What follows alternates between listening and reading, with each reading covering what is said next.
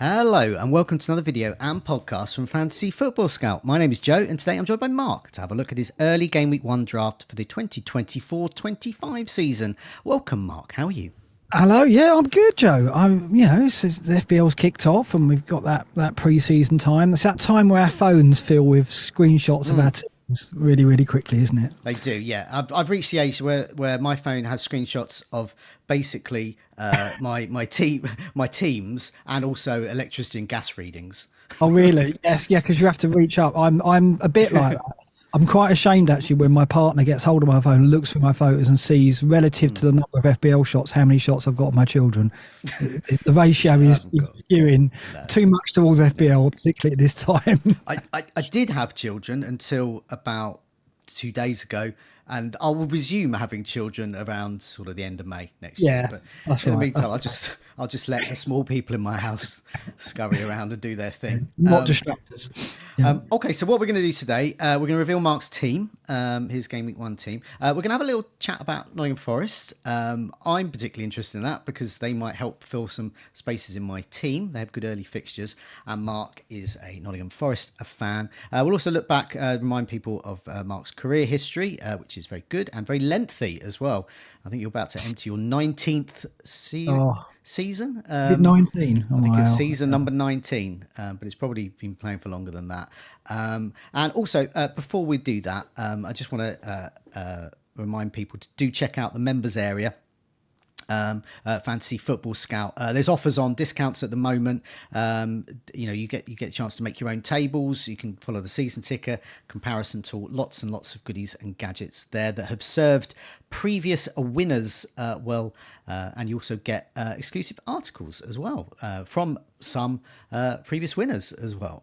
So please do subscribe to that. And also, if you do press like and do subscribe wherever you're watching and listening to that as well, and do feel free to leave a wonderful and complimentary comment wherever you receive your podcasts, 5-star rating and all that. And feel free to write a lovely comment on YouTube as well. And if you don't want to make a lovely comment, just move away from the keyboard. Just don't leave a comment. Okay, let's before we look at your team, let's have a look at your career history. So it's even longer than my one here. So I've been, I think this is my 17th season. This is your 19th. And you also used to play when you used to have to send off your team in the post as well. So it actually goes beyond this. So you've got four top 500 finishes, 10 top 10k, but 4 sub 100k finishes as well. So looking back on this, the question is, because of the changes that have taken place this season, this game is slightly different. You've seen the game evolve and change and stagnate and get better over all of this time as well. So how do you think this season is going to be for you? Do you immediately think this is going to be a really good one for me, or is it going to be one of the sub 100k ones? You can never tell, can you?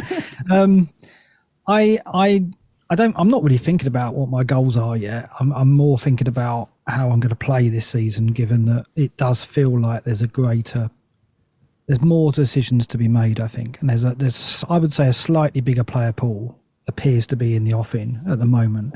We haven't seen a template yet. I guess when the algorithms kick in a few weeks, we might start seeing template teams form a bit or more on Twitter. But at the moment, when I've been dipping in, it looks like there's a variety of players on show and it's, lots of options. So I'm kind of thinking, how would that translate to how I would normally perform in a season like that? Not knowing me, I'll probably have one extreme or the other. It'll be a very good season, or by my standards, a very poor one. It probably won't be somewhere in the middle. I would describe last season, 12k rank as okay. It's not one of my best, but it's a good rank. But every season I try and get a aim for like a top 10k, and then depending on how I go, if I can get to 3 figures, that'd be amazing. But it's been a while since I've been able to do that. Mm-hmm. So with I'm just thinking of your style of play, you're sort of known as sort of playing quite aggressively. You go for the price. I mean, we've spoken about this lots of times on the Scoutcast before, where you would make moves quick for get on bandwagons quick and get the price changes quickly. And I would be sitting there just waiting for information that may never even arrive by Friday afternoon or Saturday morning. But so in this game, we can keep the 5 transfers as well. So immediately, do you see this as a potential advantage for players like you? Because players like me might be tempting to be over patient and miss out over a period of a month even on really good players based on former fixtures. Possibly. I mean, I think that the way the game is set up and the way the pricing is set up means that we're going to have 15 active players. I don't think many of us are going to go in with. We might have a reserve keeper that's not going to play, but I would have thought the outfield players will all be players that are active. Gone will be the days where we get like a 4-5 mid that won't play or a 4.0 defender that won't play. The way they've done the pricing enables us to have a fully active 14 outfield players. So for starters, I think that's going to help me in the when I want to make an early transfer, I can do so with the security that I've got someone on my bench I can bring in, and that always helps. I never gamble on an early transfer if I think, oh God, if I get an injury, I'm really in trouble. I always look at my bench and think, if I get an injury if I make this early transfer and I get an injury, have I got a sub that I could bring on that's okay? And that plays into my decision to make an early transfer. So I do think the way I'm going to set my squad up will allow me to make early transfers still. Yeah. Whether others will be more hesitant, maybe. I mean, obviously the appeal is, I see the appeal of banking transfers, maybe wildcarding between game week 3 and 4, and then going into game week 4 with 3 transfers in the bank plus a brand new team, which would mean you can probably get to like 4 transfers or even 5, because if you wildcard ahead of game week 4, you probably don't need to make a transfer in game week 4 to 5. And suddenly you could get to that amazing place of having 3 transfers to make that you could change your wild card up with a few weeks later. So it appeals to me, banking transfers, but I don't want it to let it make me more hesitant, because I do feel in seasons where I am more aggressive, they're normally the best seasons I have. Yeah. Certainly the worst seasons I've had are the ones where I'm like, I don't know if I want to go with this player yet. Let's give it a few more weeks. I think of Malouda. I think of Aaron Ramsey. I think of Yaya Toure. These are examples of players that I hesitated on. The bandwagon's just exploded, and then I didn't get them and had a terrible season. So my nature is be aggressive, and I think I'll stick to that. Yeah, I mean, I look at the changes, and I think, I mean, you and me are very different types of managers, so I'm a bit more hesitant, so-called dullard about such moves. But I think the changes are really good because they're quite well thought out, because they benefit and potentially, to the detriment of you, and they benefit, and they're also potentially to the detriment of me as well. They suits all styles as well. And so for me, for example, there's that temptation to store up transfers, but I'm already personally thinking of what moves I'll make in game week 3. I see game week 3 as quite a pivotal week, especially if you've got Haaland, for example, in game weeks 1 and 2. Can slip off and move him on. You don't want to miss out on having to make that move and miss out on Arsenal players. I think Arsenal played Brighton in that week. There's Watkins as well, Palmer, all sorts of players we want to get, and we can't get them all. And it feels this season, even though this is all new and it's shiny new rules, I don't know if you feel about this, I feel like it's sort of back to how we used to play it way back. So we've got 2006-07 for you, 2008-09 was my first, when like Van Persie or Ronaldo or Fabregas or Gerrard, these were all hugely priced. You couldn't have them all. So this seems to be a return to that, I think. Yeah, I think that we've got. I mean, obviously Haaland and Salah are out in front. They're in a tier of their own, S tier, that's what the kids call it, isn't it? The top tier. And then you've got the tier underneath that would be your likes of Palmer, Saka, Foden. But I think the 5 of those players are the 5, I would call them all heavy hitters to some degree. And we can't have them all. So I think what you're getting at, and I think there's a possibility, this could be a season where we do have them all over the course of a season, but we don't sit with the same 2 or 3. We vary and we move.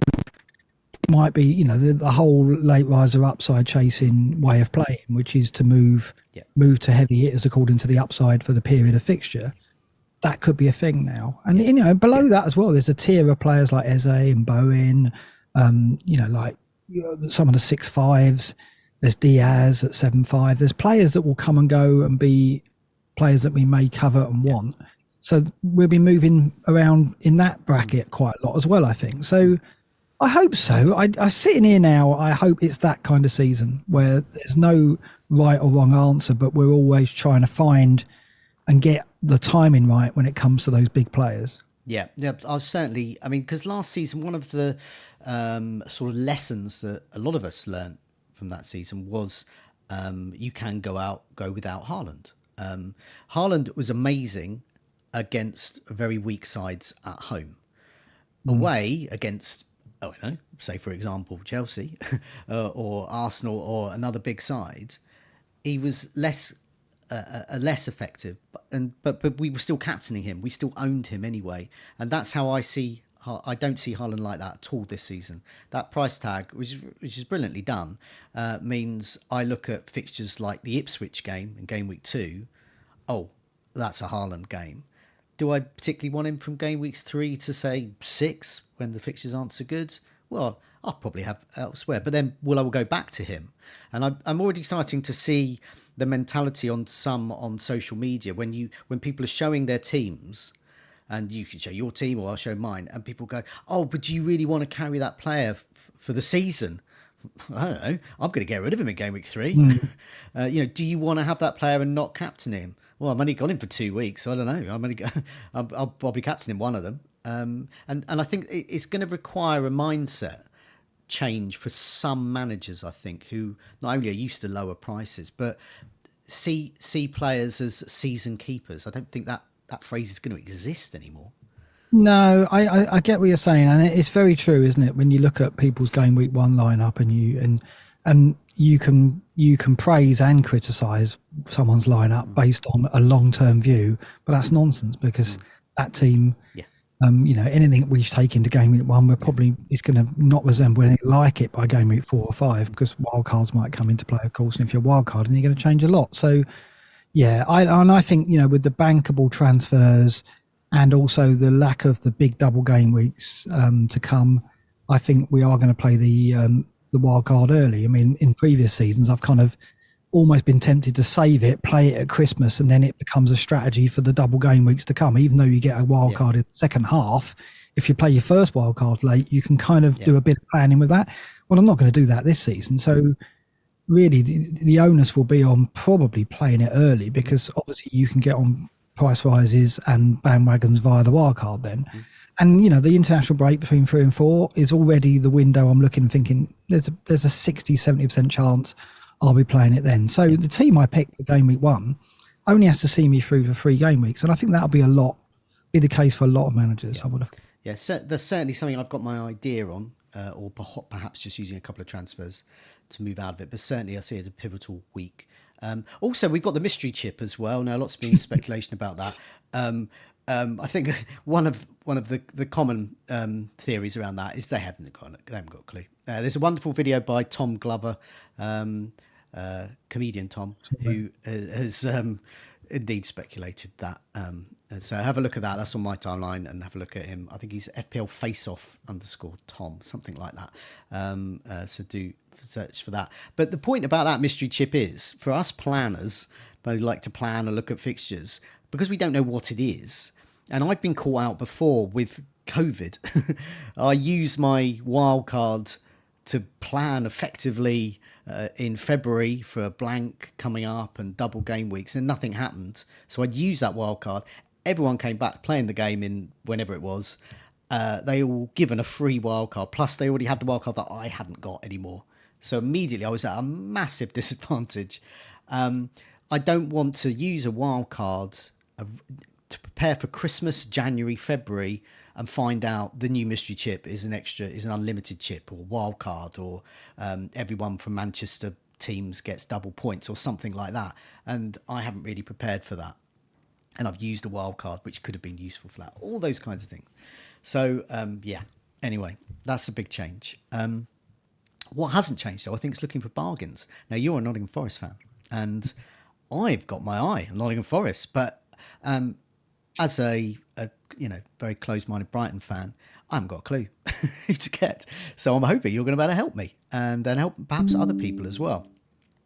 I've got a slide up on the screen, just looking at Nottingham Forest, best Nottingham Forest players for last season, and this with their current prices. But I've got how many fouls they won, because that's new in the bonus points.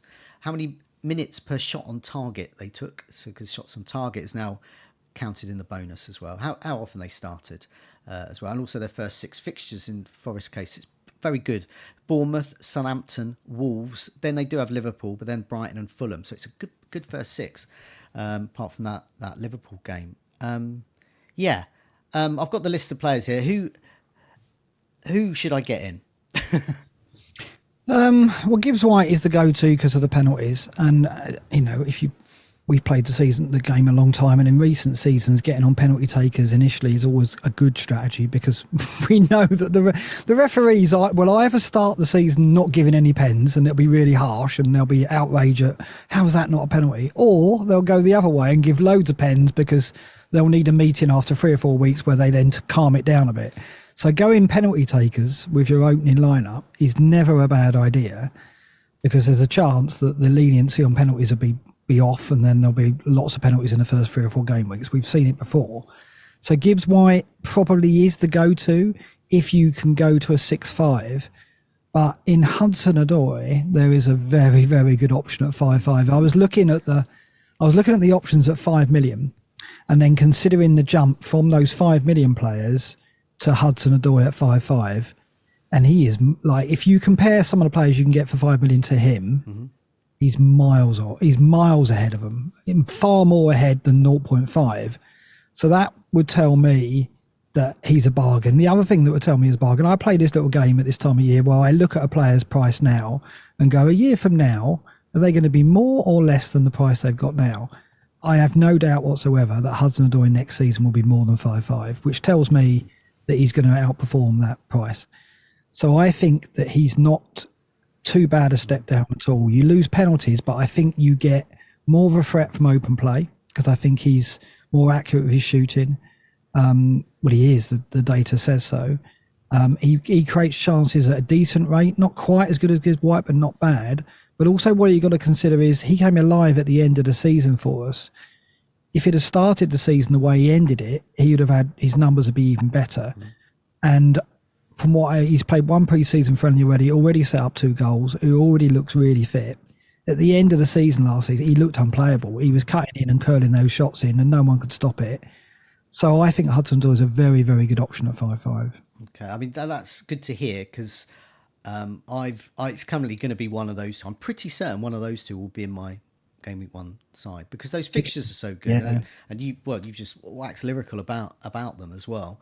And for those listening to the podcast version, on the table we got up here, Hudson-Odoi, his minutes per shot on target is pretty much every match, which is double Gibbs White, which is sort of every 226 minutes, so quite a lot there. But however, Gibbs White is master at winning fouls. He's won 157, Hudson-Odoi 130 as well. And Hudson-Odoi, as you said, is 5.5. Gibbs White is 6.5. So for me, it's a question of, do I need that 1 million? And if I do, that's a really nice, easy move from Gibbs White to Hudson-Odoi. So it's a nice in pre-season to sort of have a team that you can move based on, whoever scored a brace in a friendly or something like that, or set up 2 goals there.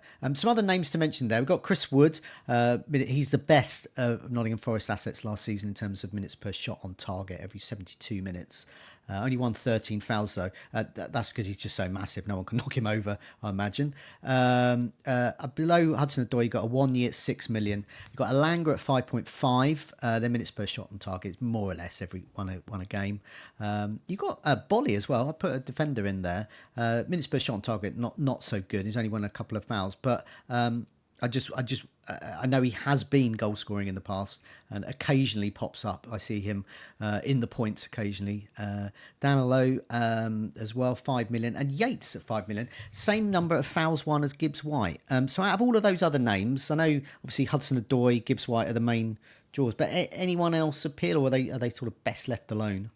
Possibly Elanga. He was the one who started stronger than Hudson-Odoi last season. He was on fire beginning in the early game weeks, and it's difficult to know how he's going to go. I mean, I've seen the pre-season friendly he's played so far, and he looked absolutely electric. I mean, what I would say is that both Hudson-Odoi and Elanga look incredibly fit and ready for the season already. I mean, you would think that, but when I look back at last season's pre-season friendlies, I was watching them, and I mean, we all look lethargic. We didn't look. It's all ready for the season.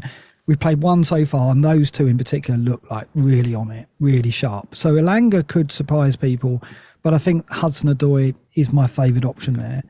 Defensively could be interesting because we've just signed Milinkovic from Fiorentina, who's a beast of a centre-back. Mm-hmm. And if we keep Murillo and Milinkovic together will be a very effective pairing, I think. I mean, Murillo is a special player. He's outstanding for perhaps reasons that you wouldn't associate with a centre-back. His passing, his progressive passing is superb. He's very good technically on the ball. He's good at those CBRs, clearances, blocks, interceptions, CBIs rather. And then you've got Milinkovic, who's a giant and wins everything in the air. So those two, I think, will stiffen us up. And if Sangari, who is a defensive mid that we bought from PSV for 35 million, struggled last year with illness and injury, he looked good in the pre-season friendly so far. He looked fitter anyway.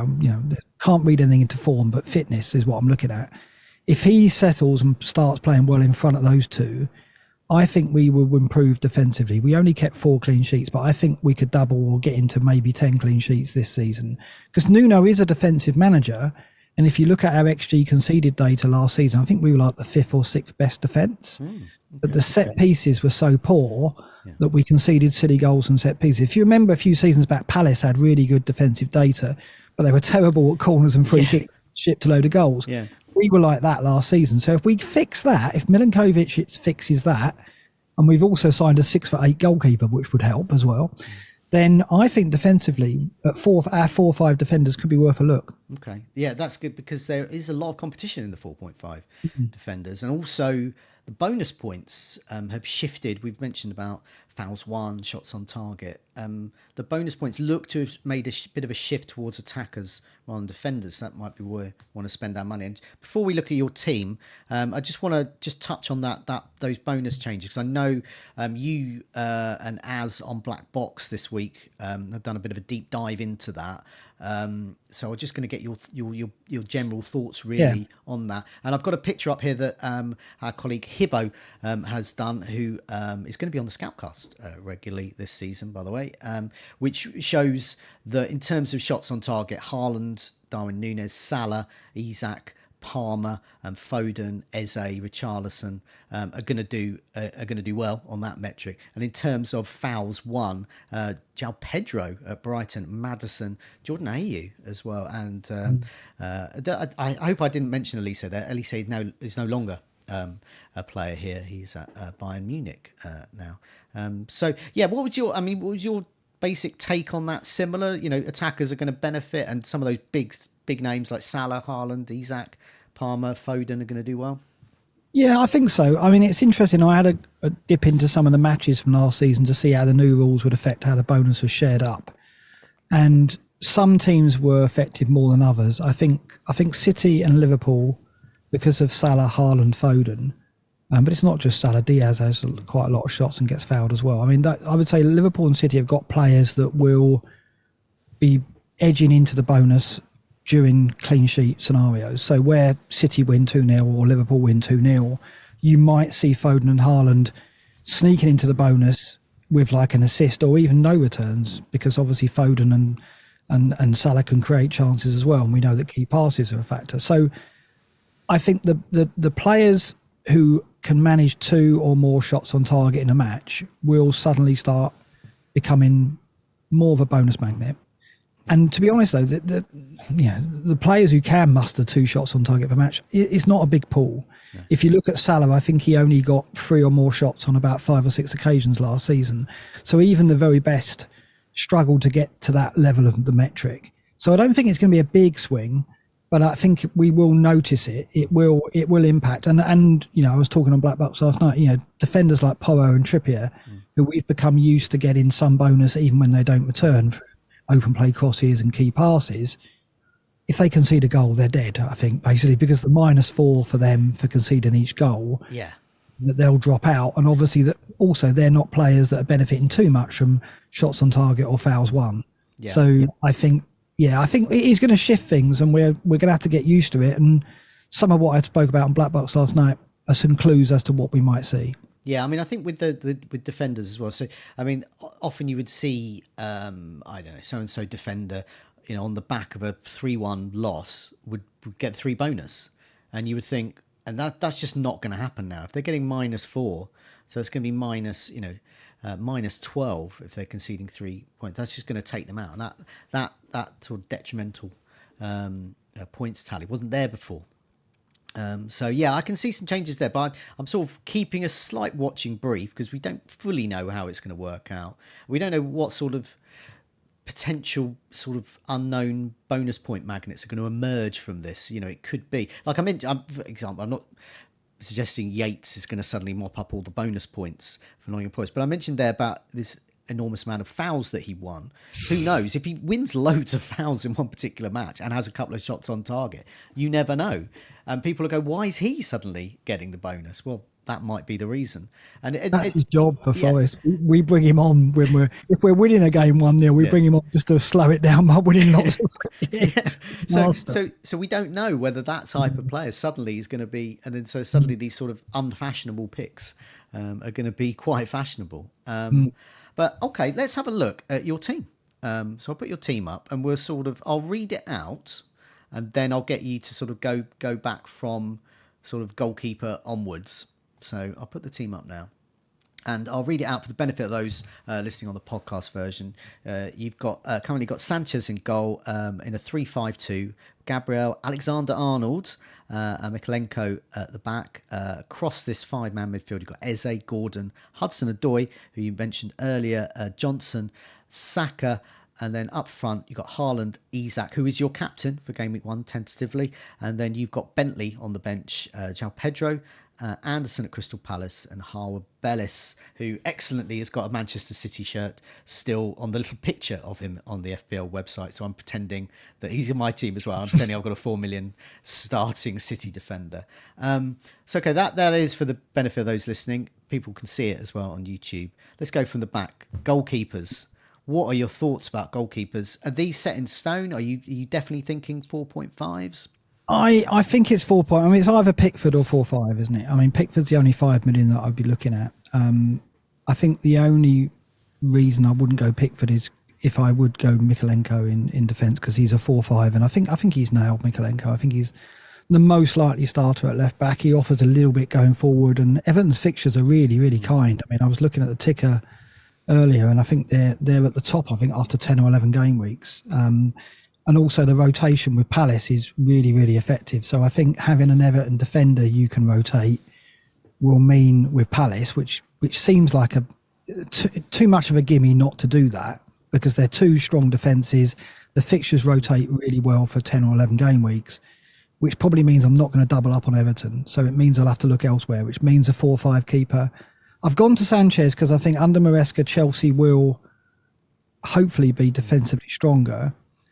And I think Sanchez will get the shirt because he's far better with his feet, and that's what Maresca needs. So although he's not the best keeper, you know him well from Brighton, he's not an amazing shot stopper, but he is a modern day keeper in that his distribution is good. And at 4-5, I think the Chelsea defence could be worth a punt.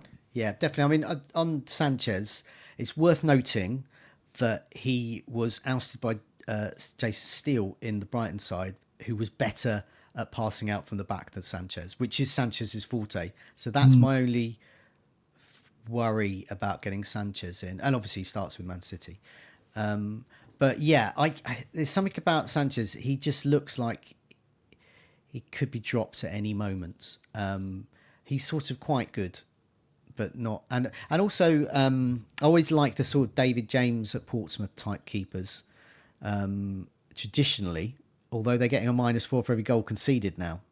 But basically, they just rack up saves. So poor defence, that means they're going to rack up saves. So good keeper. It's like Burnley keepers. Good keeper in a defence. Well, in Burnley's case, who just restricts teams to long shots. Those types of keepers I like. And I don't know if Sanchez is going to be that. But yeah, I like the idea of like 4.5s goalkeepers, and I can't see, the days of even contemplating the likes of Edison and Allison. I think are long gone. And Yeah, I think, I guess, I mean, there's options like Flecken, isn't there, 4-5 that I look at. I mean, I think, as I say, Palace and Everton are probably out because I'll probably go defenders for them so I can rotate. yeah, So that counts out two of the best options, Pickford and I guess Henderson or Johnston. So then you're looking in the 4-5 pool. There are, Flecken I've got in one of my other drafts. He's a good option. I just want to see. Obviously, it depends on pre-season. I think Chelsea may even buy a keeper because you're right. Sanchez isn't ideal. He's not amazing with his feet. He's better than Petrovic. He's probably the best that they've got. Because I don't think Kepa's a factor. So Chelsea should have bought Steele off us instead of. Well, he's starting the season now for Brighton, isn't he? Because for Brooklyn injured. So I think they may buy someone in the window. So if I do wild carding ahead of game week 4, I'll probably have to change the keeper because Chelsea probably have shipped Sanchez out. So, but I like the idea of trying to cover Chelsea's defence because I'm intrigued to see what Maresca does there. I do think they'll be tighter because of the way he plays.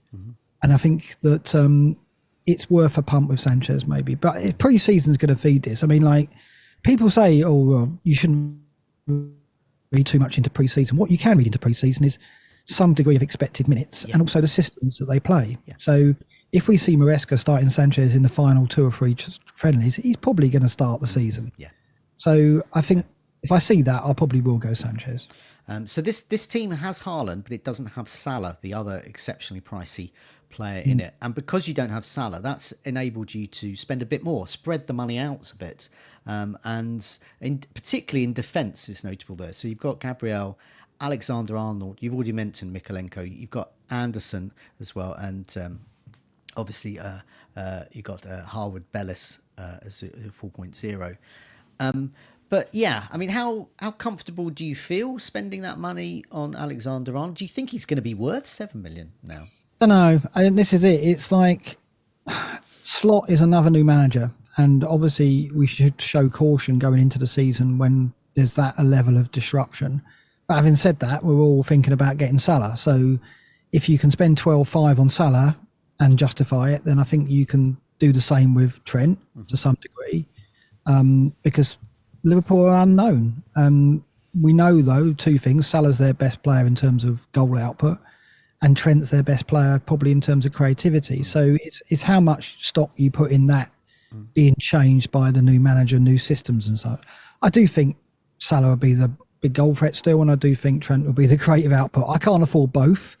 So this is my way of trying to cover Liverpool without committing 12.5. And instead I've gone for Saka because Saka is a known entity in a team that hasn't had the level of disruption that Liverpool have had. Still takes penalties. He's just had his best season for Arsenal. So the decision to go Trent is fueled by the fact that I haven't got Salah really, because I look at Liverpool's fixtures and think I want some cover in case they really do pop, because they easily could. I mean, nobody knows yet what the new Liverpool looks like, how they're going to play, but the fixtures suggest that their goal output will be strong over the start of the season. And if you can't get Salah, Trent's not a bad route in, I don't think.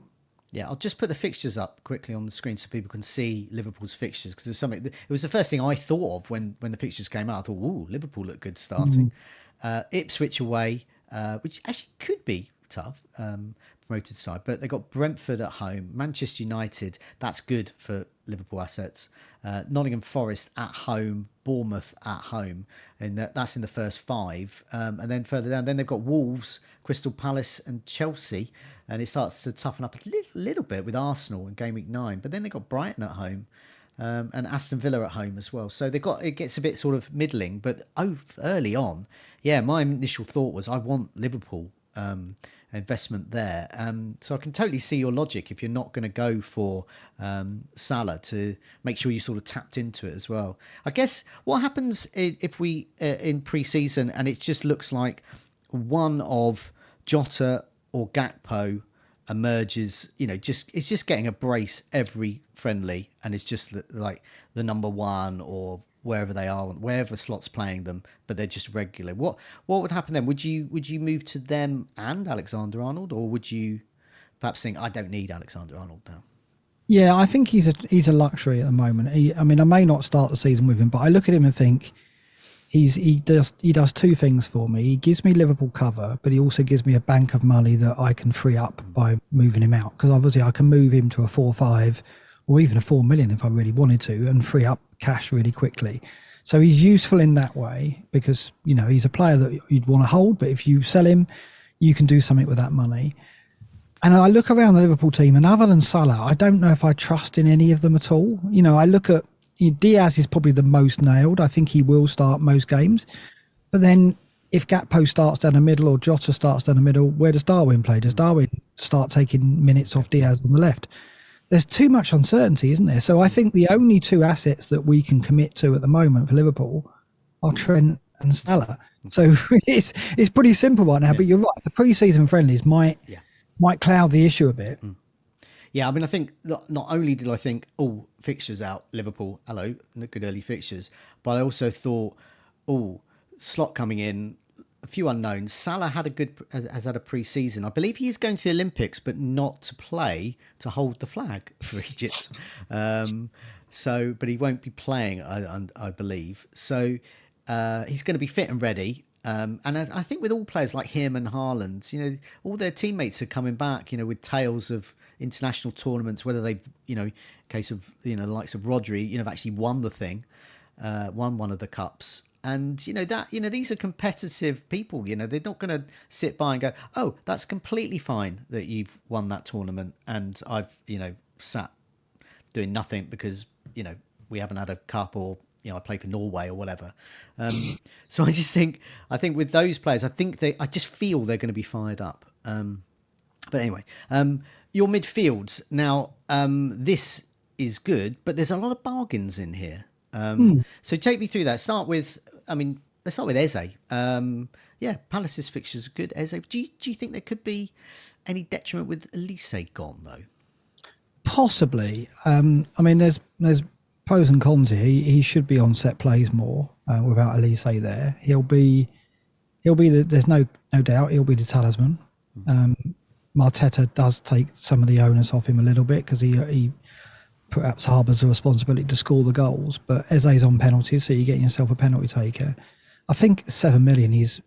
Yeah, I go back to what I said earlier about Hudson-Odoi. Looking at his price at 5.5, do I think he's going to be more expensive next year? Yes, I do. Same applies to Eze. There's no way Eze is going to be 7 million next year. I expect him to be somewhere around 8.5, which says to me that he's going to outperform that 7 million tag this season. So I think he's certain to be in my team game week 1. Of all the players here, I would say him and Gordon are probably the most assured starters in my game week 1 team because I think both of them at 7 and 7.5 are underpriced, and both will have stronger season than that price tag. That's it. I mean, we've looked at, you know, players like Haaland and Palmer getting good price rises, but yeah, looking for those bargains as well. And I agree, 7 million looks cheap for Eze. 7 million for Bomo. Brentford looks cheap as well, I thought, when Brentford fixtures improve. Crystal Palace's fixtures remind people they start with Brentford away, then they got West Ham, Chelsea, Leicester at home, and Manchester United at home, just in their first 5. So it's a good run. You mentioned Gordon as well. Gordon, and you've got Isak as well. I have them in my draft as well. They were actually the first names in my team. They was the first people I put in because Newcastle's fixtures are so strong. And I just looked to the price for both of them, in fact. And I thought they have been underpriced, thankfully. Yeah, I mean, Gordon, Isak takes the penalties and Gordon wins them, doesn't he? He got so many assists, I think, from winning penalties. I don't see a reason why that's going to change. They're going to be the two most potent attackers in that Newcastle team. I can't see anyone breaking that up.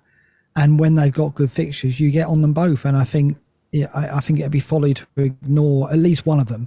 I'm not saying you need to have both because I've seen good teams without Isak and Gordon, but I'd expect most teams to have at least one because of the fixtures. I'm going to try and get both. Gordon's probably the most nailed on of the two. I think he'll just have another really strong season. I look at what I look in this team here. I look at players and think, have any of those players had their best Premier League season yet?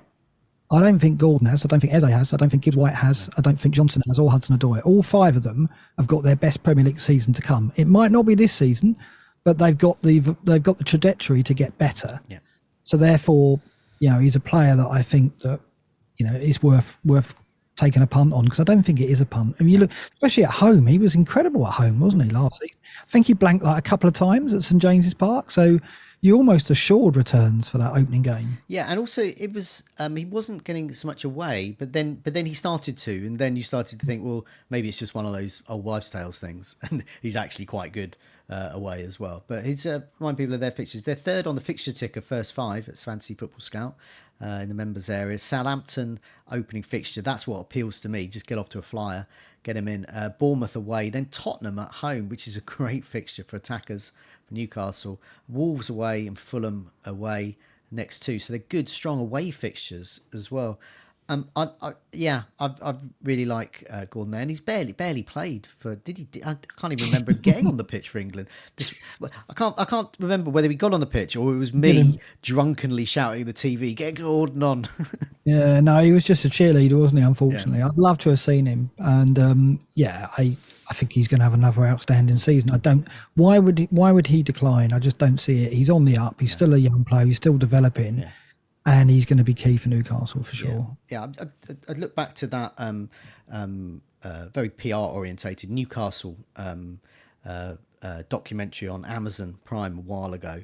But one of the key takeaways of that was Eddie Howe and the sort of technical side there. Their obsession with getting Gordon and seeing Gordon as their sort of great white hope. They're this amazing player that was going to transform in the way that a £100 million player would transform Real Madrid type of thing, and they were quite. And to be fair, he has looked amazing, and he always plays a bit like Saka for Arsenal. We mentioned Hudson-Odoi. Let's mention the Spurs guy, Johnson. Why him? Is that cost over Maddison, or do you actually think he's better than Maddison? I think he's better than Maddison. Mm-hmm. I think he's a better option. He's obviously $1 million cheaper. That's a big factor. It's pure XG, really. I'm a big believer in the data. I live in the members area at Fantasy Football Scout, and XG is something which I think should influence our decision making to some extent. It's one voice, if you like. There's other things that you factor into your decision making, but XG is one of them. He's a bit of a monster when it comes to XG. He's in the top 20 for midfielders for XG on penalty last season. He obviously was settling in at Spurs because he moved from Forest after he had 3 or 4 games for Forest before moving over. Then he took his time to bed in. I'm a big fan of Postecoglou, of his football at least, and the way he plays. He plays attacking football, and I just think Brennan's going to kick on. I call him Brennan because obviously he played for Forest, so I couldn't get out of the habit. I think he will kick on. It's like I said about Eze and Gordon. Has Brennan Johnson got more to offer in terms of what we saw last season? Is he going to grow as a player? Yes, he is. I mean, already I think he had an encouraging first season for them. 5 goals, 12 assists, 17 returns from 26 starts. He's really strong. So if he beds in further, if he has the pre-season with Spurs, if his understanding of Postecoglou's system increases, he gets better players around him, he's going to get better. I think he's nailed to start. I don't think that Kulusevski is the threat to his starting role now. They may sign a winger, so that would change things because they're in the market for one. But if I think Brennan's going to hold down that starting role, he's very, very tempting to start the season. They've got a good opening couple of fixtures, Leicester and Everton.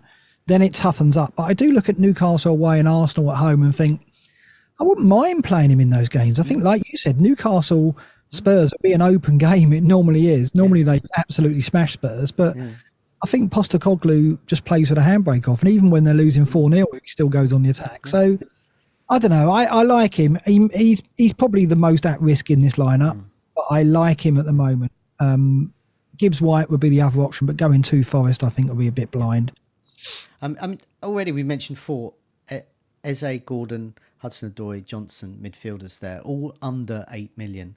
Gordon's the most expensive at 7.5 there. So and already I can think of maybe 5-6 other players in that price range. As someone who I like playing by price points, this looks like a good the sort of 6 to 7.5 million looks like good price point to go for in this game early on, I think. Yeah, because I've got a nice mix there. I've got one at 7, 175, 155, 165, right? So it gets you that ability to move around early, pending price rises, of course. And like you say, yeah, there's players like Bowen. I'd love to get Bowen in my team, but the fixtures don't look great for West Ham initially. But he's someone who's really tempting. In Bumo at 7 million, Yeah, I really like when the fixtures get better. So yeah, I want a midfield that means I can transfer these players in and out seamlessly without having to make multiple transfers to afford it. And so if you've got those price points covered, it helps, right? yeah. I mean, from game week 6, Brentford, they're second in the season ticker by difficulty at Fantasy Football Scout. West Ham, Wolves at home, Manchester United away, Ipswich at home, Fulham away, sorry, and Bournemouth at home. What an amazing run! And I've earmarked Mbomo for then. And so yeah, I want a Mbomo shaped price point in my team. There, you got plenty. Your final midfield is Saka. You could have had Foden. You could have had Palmer, maybe. You could have had Son. There's a lot in that price point as well. Why have you gone for Saka, especially considering game week 1, good fixture, but then they've got Aston Villa, and then game week 3, very good, Brighton, but then Tottenham and Man City, game weeks 4 and 5. It's a bit of a mixed bag for Saka. It is. I think the Wolves game to start with is very good. I think Wolves have just lost Kilman. They're having to restructure, and he's a big loss. So he's obviously their captain. What state are they going to be in when they turn up at the Emirates on day one? I think that could be quite not an easy victory, but I see Arsenal winning it comfortably, shall we say. I don't want to be disrespectful to Wolves, but I can see that being 2, maybe 3-0. And what Arsenal give you is I think a degree of certainty, if that's possible. I mean, you can't get certainty in fantasy football, so I use that word very, very carefully. But if you looked at all the top sides, you know what to expect from Arsenal. Whereas you look at Liverpool and Chelsea, and regarding Salah and Palmer, because they've got a change of manager, change of system, there's uncertainty, there's disruption. Whereas I look at Arsenal and think, well, Saka's going to be where he normally plays. He's going to take penalties. He's going to play that normal role where he sucks in defenders. He's going to be cutting inside and shooting with his left foot. You know exactly what to expect from Arsenal, I think. And so he gives me that degree of certainty in a world where there's so much uncertain. Whereas Palmer, I mean, I love Palmer. He's probably next to Trent, my favourite player in the Premier League.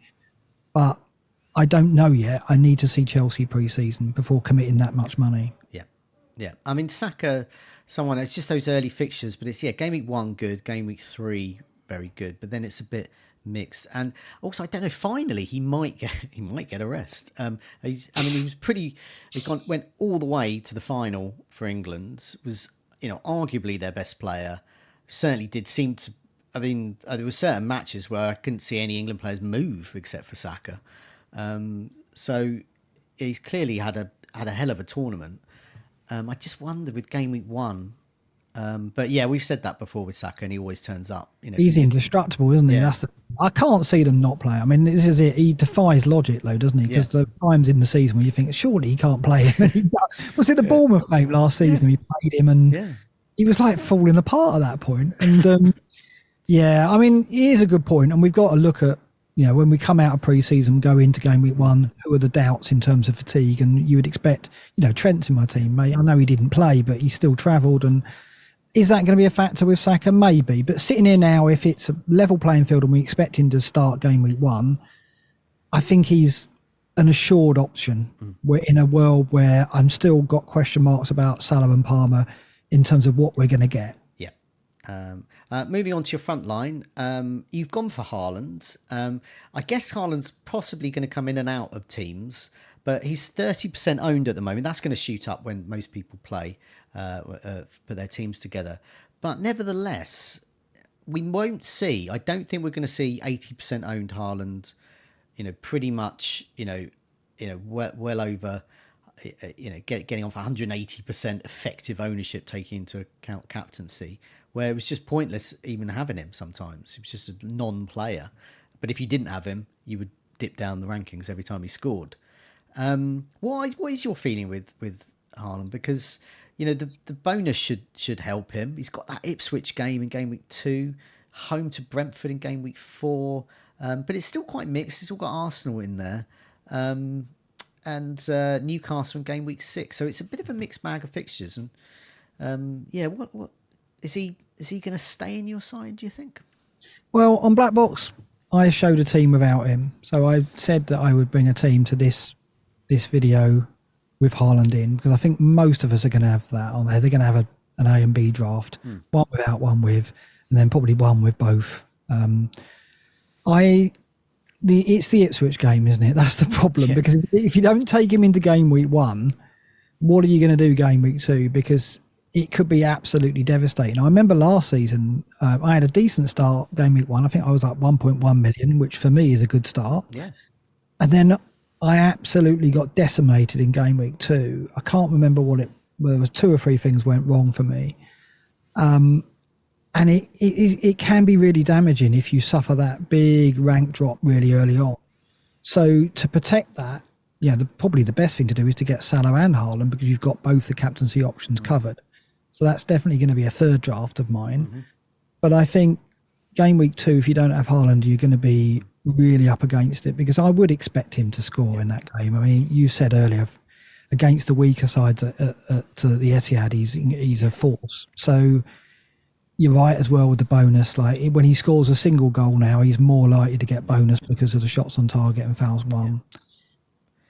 It's so difficult not to go with him, isn't it? But like you say, I think he's going to be in and out of our teams over the season. I think he will. I think it will change. He blanks in a friendly, scores a brace in a friendly. It's going to go like that. Currently my side, because better to have him in than not have him in, because it's easier to get rid than get him in. But I'd look at game week 2. I definitely want him as my captain.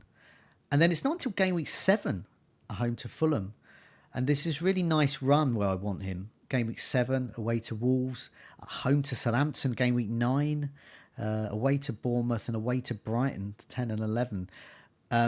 That's when Haaland becomes, I might stay in my seat for longer. But yeah, I would definitely do without him for a few games, because it is a lot of money that can be used elsewhere. But yeah, this conversation will be the pivotal conversation for everyone's teams. Everyone watching will be having this conversation in their heads, Haaland or not. But let's see how the weeks go with that. Isak has got the captaincy on the. He's my captain as well. My initial thought was Isak home to Southampton. I had him for parts of last season. I didn't have him for the final game week, and it cost me a few zillion places. No, a few thousand places. But yeah, I just think if anyone's going to score, I think in game week 1 it's Isak at home to Southampton, surely. Yeah, I remember when Forest came up, we got Newcastle away the first day, and I went there full of hope, and the atmosphere and the occasion just was far too much for us, and they smashed us 4-0.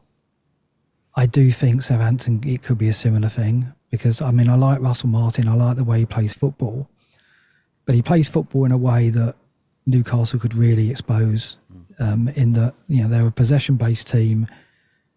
Newcastle are just going to harry and press them high, and if they win the ball high, they're going to beat them by a big margin. And I do wonder whether the occasion's going to be too much for Southampton on the opening. I feel sorry for them, because it's a really hard place. It's probably the hardest place to go other than the Etihad on day 1, isn't it? Yeah.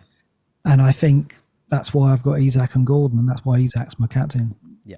And final player to mention is João Pedro, who is on your bench for this one. But obviously Brighton's fixtures, they're a bit mixed, but they start off away to Everton. Then they got Manchester United at home, which is actually okay fixture for Brighton attackers. Arsenal away, that's tough. But then they got this lovely run, game week 4 to 5. Now your team, Nottingham Forest, in game week 5, and Ipswich game week 4, both at home, and that is a good fixture there.